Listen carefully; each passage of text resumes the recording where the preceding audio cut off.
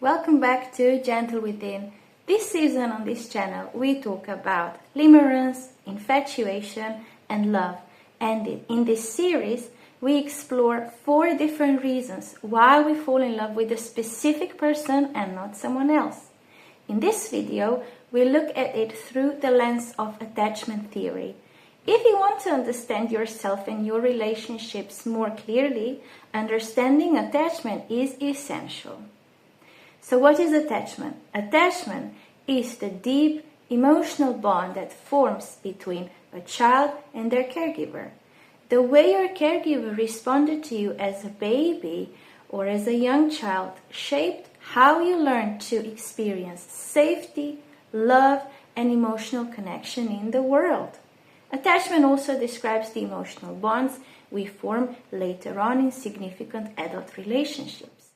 In attachment theory, developed by John Bowlby, this bond is not only emotional but biological. Humans are wired to seek closeness to protective figures, especially in moments of fear and stress. A consistently responsive caregiver becomes a secure base, allowing the child to explore the world and return for comfort when needed. Psychologists later discovered that people develop different attachment styles, and that means that there are significant differences in how we experience intimacy, trust, and relationships in general. Securely attached people generally feel safe in relationships. They're not too afraid of abandonment and they're not too worried about being hurt or betrayed.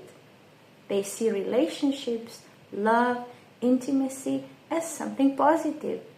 And then avoidantly attached people often find intimacy uncomfortable or even dangerous.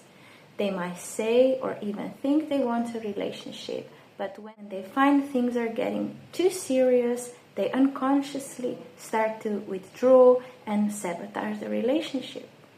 Attachment theory is powerful because it explains something many people intuitively feel, that our earliest relationships become templates for later ones. So how does this relate to the question why we fall in love with a specific person? So we don't fall in love only because someone is attractive or intelligent or kind. There is much more happening beneath the surface. John Bowlby proposed that humans are biologically wired to form emotional bonds. As infants, our survival depends on caregivers, so our nervous system is constantly learning from these early relationships and constantly trying to make sense. We learn what love feels like, what closeness feels like, whether others are reliable, and whether our needs matter or not. Over time, these experiences form an internal blueprint for relationships. Bowlby called these internal working models, so unconscious expectations about ourselves, others, and love itself. These models greatly influence 3 core questions we carry into every relationship. Am I worthy of love? Are others safe and available? And what do I need to do in order to be loved? We usually don't answer these questions consciously, but they show up in our behavior, attraction patterns, and emotional reactions. For example, if early love felt inconsistent, the internal model may learn that closeness is unpredictable, something that can appear and disappear. If love had to be earned, the model may link affection with effort, performance, and anxiety.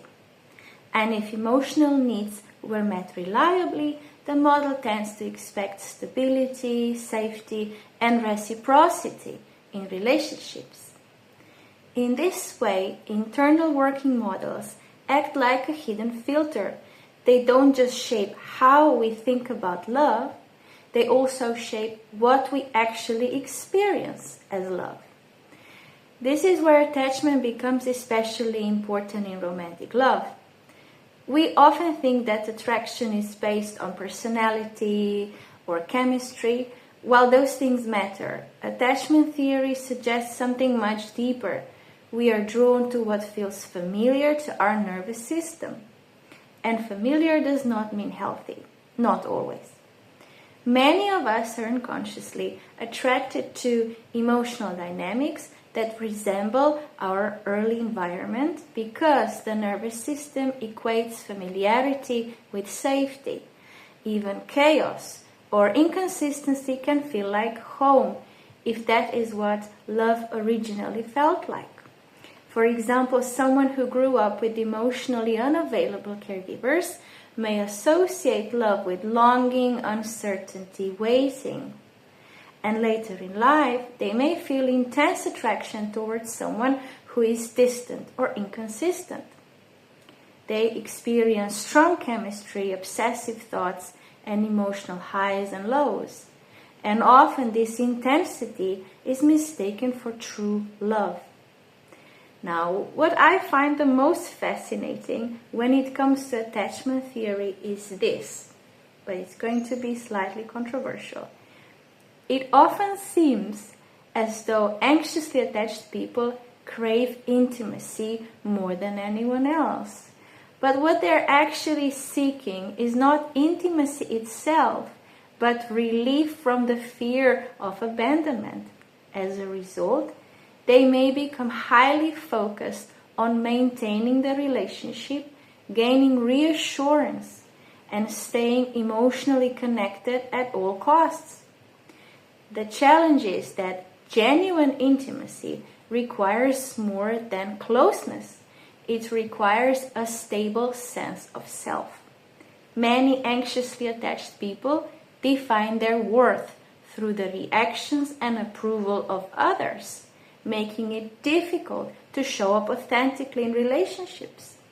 Instead of expressing who they truly are, they may adapt, please, or merge with their partner just to preserve the bond. Paradoxically, healthy intimacy depends on a healthy identity. The more secure you are in who you are, the more capable you become of genuine closeness. Real intimacy is not losing yourself in another person. It is the meeting of two separate individuals who can remain connected without disappearing into one another. And for someone with an anxious attachment style, the journey is often not about learning how to love more, but learning who they are when they're not seeking love.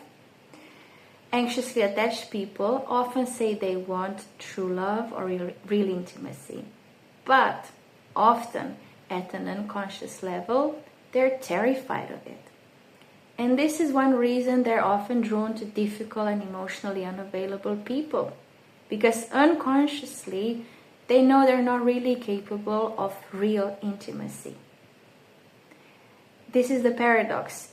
If their avoidant partner suddenly changed and became truly intimate, emotionally available, consistent, it is very possible that they would feel surprisingly uncomfortable or even panic. This may be a hard pill to swallow, and you can let me know in the comments if you agree or disagree and why. So, from the perspective of attachment theory, we often fall in love with a specific person because they activate familiar relationship patterns within us.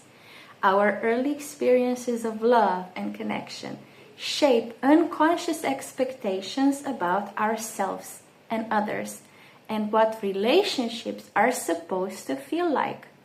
As adults, we are often drawn not only to people themselves, but also to the emotional dynamics they awaken in us. Understanding attachment helps us see that intense attraction is not always a sign of healthy love. Sometimes it reflects old fears, unmet needs, or familiar patterns from the past. The more aware we become of these patterns, the more freedom we have to choose relationships that offer not just intensity, but genuine intimacy, security, connection. Thank you for joining me here today. In the next video, we will explore the final layer of why we fall in love with a specific person, and it's going to be a very neurobiological perspective on attraction and attachment. So do subscribe so you don't miss out. I'll see you very soon.